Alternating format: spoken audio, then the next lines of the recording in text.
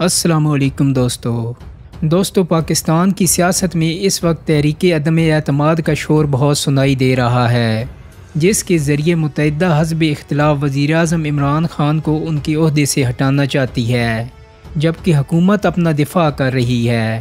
دوستو یہ تحریک عدم اعتماد کیا رنگ لاتی ہے اس کا پتہ تو بعد میں چلے گا، لیکن آج کی ویڈیو میں آپ کو بے نظیر بھٹو کے خلاف تحریک عدم اعتماد کی ایک دلچسپ کہانی سنانے جا رہا ہوں، جس سے آپ کو تحریک عدم اعتماد کے تمام اتار چڑھاؤ کا اندازہ ہو جائے گا۔ یہ 1 نومبر 1989 کی صبح تھی، جب پاکستان کے وفاقی دارالحکومت اسلام آباد سے 40 کلومیٹر دور مری کی پہاڑیوں میں واقع پنجاب ہاؤس کے لان میں مسلم لیگ اور اس کی اتحادی جماعتوں کے ارکان قومی اسمبلی جمع تھے۔ پنجاب ہاؤس کے بڑے ہال میں اجلاس چل رہا تھا اور اسلامی جمہوری اتحاد کی قیادت نشستوں پر براجمان تھی۔ اس دوران مسلسل رابطے ہو رہے تھے۔ اس اجلاس میں توجہ کا مرکز پنجاب کے وزیر اعلیٰ میاں نواز شریف تھے، جو بظاہر سب سے زیادہ با اختیار اور اچھے رابطہ کار نظر آ رہے تھے۔ ان کے چہرے پر ان کی اس اہمیت اور اختیار کی واضح جھلک نظر آ رہی تھی۔ ہال کے باہر برآمدے میں وفاقی دارالحکومت سے آئے صحافیوں کا بڑا گروہ موجود تھا، جبکہ لاہور سے آئے چند سینئر اخبار نویس اور ایڈیٹرز بھی وہاں پہ موجود تھے، جنہیں میاں نواز شریف ایسے مواقع پر صلاح مشورے کے لیے بلا لیتے تھے۔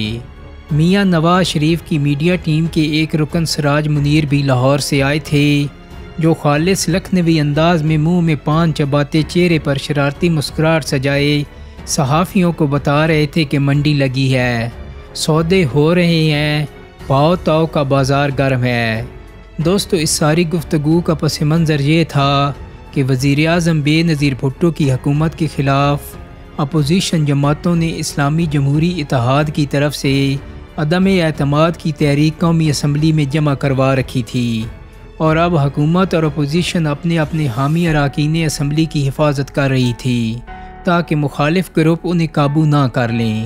اسلام آباد میں بھی ماحول اس سے ملتا جلتا تھا۔ بے نظیر بھٹو اپنی وزارت عظمیٰ بچانے کے لیے سرگرم تھیں۔ پیپلز پارٹی اور اس کی حامی جماعتوں کے ارکان کو صوبہ سرحد کے وزیر اعلیٰ آفتاب شیرپاؤ پہلے پشاور کے 5 اسٹار ہوٹل اور پھر وہاں سے سوات منتقل کر کے محفوظ کر چکے تھے۔ ان کی یہ کارروائی حزب اختلاف کے لیے کچھ سرپرائز کی حیثیت رکھتی تھی، کیونکہ حکومتی ارکان کو اپوزیشن کی پہنچ سے اس قدر دور کر دیا جائے گا جہاں پہنچ آسان نہ ہو۔ اس حوالے سے اپوزیشن نے سوچا بھی نہیں تھا۔ سینئر صحافی اظہر سہیل اپنی کتاب سازشوں کا دور میں بے نظیر بھٹو کے خلاف IGI کی تحریک عدم اعتماد کی منظر کشی کرتے ہوئے لکھتے ہیں کہ 23 اکتوبر سے 1 نومبر تک کا عرصہ پیپلز پارٹی اور IGI دونوں کے لیے گویا انتہائی سخت وقت تھا۔ 23 اکتوبر کو پیپلز پارٹی کی حکومت کے خلاف عدم اعتماد کی تحریک قومی اسمبلی کے سپیکر کو جمع کروائی گئی تو کسی کو اندازہ ہی نہیں تھا کہ ہفتہ بھر میں معاملات کہاں سے کہاں جا پہنچیں گے۔ وہ لکھتے ہیں کہ بہت سے حکومتی اراکین اسمبلی نے عدم اعتماد لانے والوں کو یقین دلا رکھا تھا کہ وہ بے نظیر حکومت کا تختہ الٹنے میں اپوزیشن کی پوری مدد کریں گے۔ اس حوالے سے سندھ کے بعض ناراض اراکین پر بھروسہ کیا جا رہا تھا، اور واقعہ یہ ہے کہ IGI والوں نے انہیں راولپنڈی کے انٹر کنٹیننٹل میں جو مراعات فراہم کر رکھی تھیں وہ اگر کہیں پیپلز پارٹی والے فراہم کر دیتے تو یوں کہیے کہ ملک میں طوفان آ جاتا۔ لاتعداد اراکین اسمبلی کو مری میں موجود پنجاب حکومت کے ریسٹ ہاؤسز اور ہوٹلوں میں لے جا کر رکھا گیا تھا۔ ادھر پیپلز پارٹی والے آخر وقت تک بے خبری اور بے یقینی میں مبتلا رہے، اور ان کے انٹیلیجنس ادارے انہیں سب اچھا کی رپورٹیں دیتے رہے، اس لیے انہیں یقین ہی نہیں تھا کہ ایسی کوئی تحریک آئے گی یا ایسے حالات پیدا ہوں گے۔ مگر تحریک آئی اور وہ حالات بھی پیدا ہوئے کہ ایک بار تو پیپلز پارٹی والوں کو بھی چھٹی کا دودھ یاد آ گیا۔ 23 اکتوبر 1989 سے 1 نومبر تک کے 10 دن پاکستان کی سیاسی تاریخ کا ایک ایسا عشرہ تھا جو ملکی سیاسی تاریخ پر اپنے گہرے اثرات چھوڑ گیا۔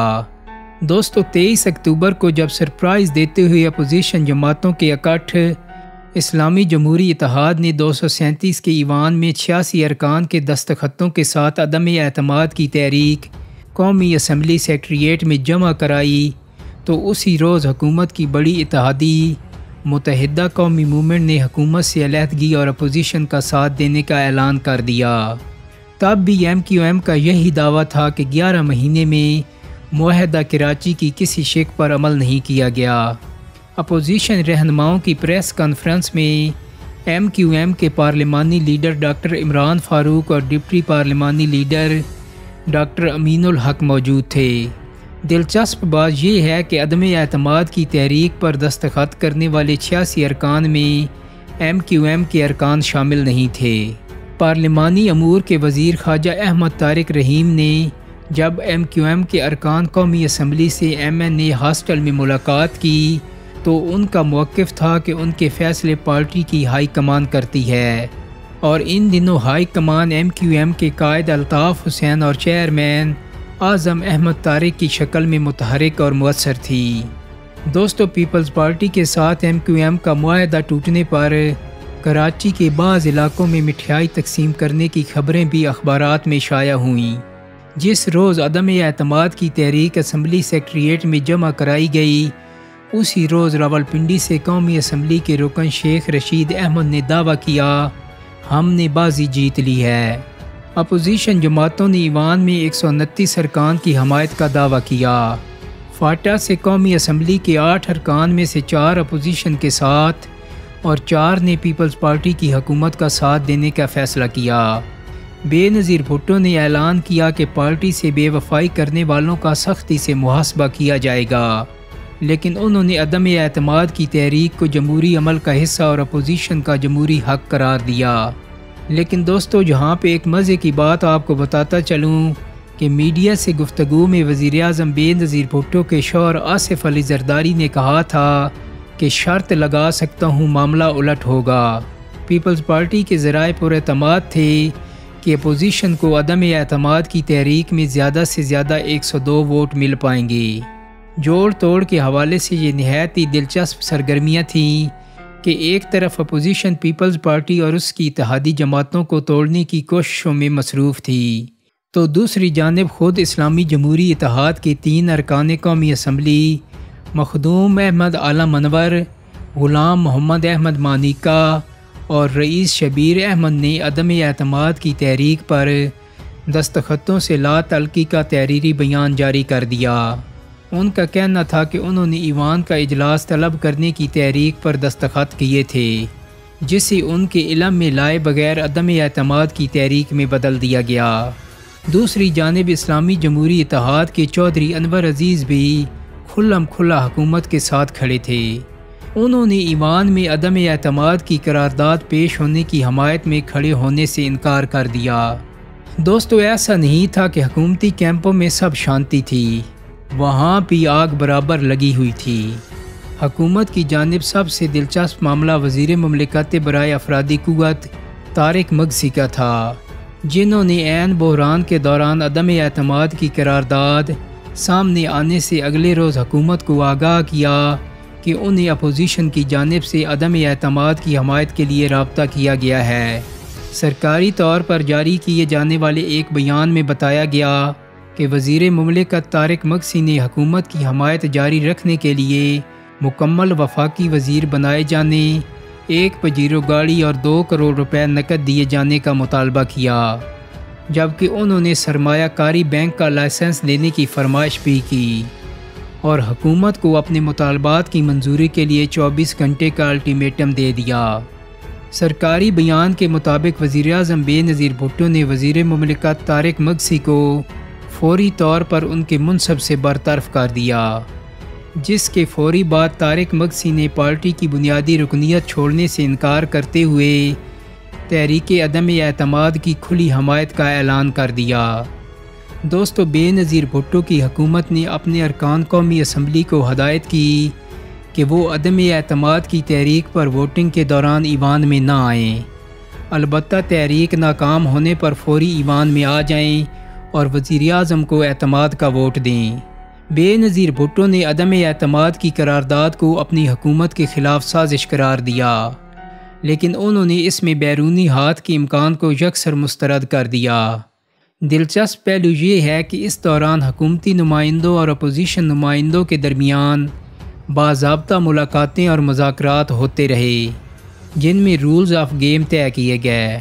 اسپیکر قومی اسمبلی ملک معراج خالد کی صدارت میں حکومت کی نمائندگی کرتے ہوئے افتخار گیلانی، اعتزاز احسن، طارق رحیم اور اپوزیشن کی جانب سے غلام حیدر وائیں، چودھری عبدالغفور اور شیخ رشید نے مذاکرات میں حصہ لیا۔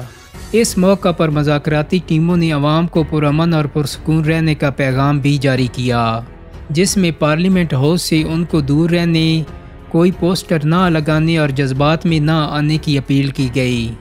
دوستو، ایسا نہیں تھا کہ اس وقت امریکہ کو کوئی دلچسپی نہیں تھی۔ امریکی انتظامیہ نے بھی ایک بیان جاری کیا کہ پاکستان کا منتخب ایوان جس پر اعتماد کا اظہار کرے گا، امریکی انتظامیہ اس کے ساتھ پوری خوش دلی سے کام کرنے کو تیار ہوگی۔ 2 نومبر کو قومی اسمبلی کا اجلاس منعقد ہوا۔ دونوں طرف سے 2 ارکان نے تقریریں کی اور پھر ووٹنگ ہوئی۔ اپوزیشن کو 107 اور حکومت کو 124 ووٹ ملے۔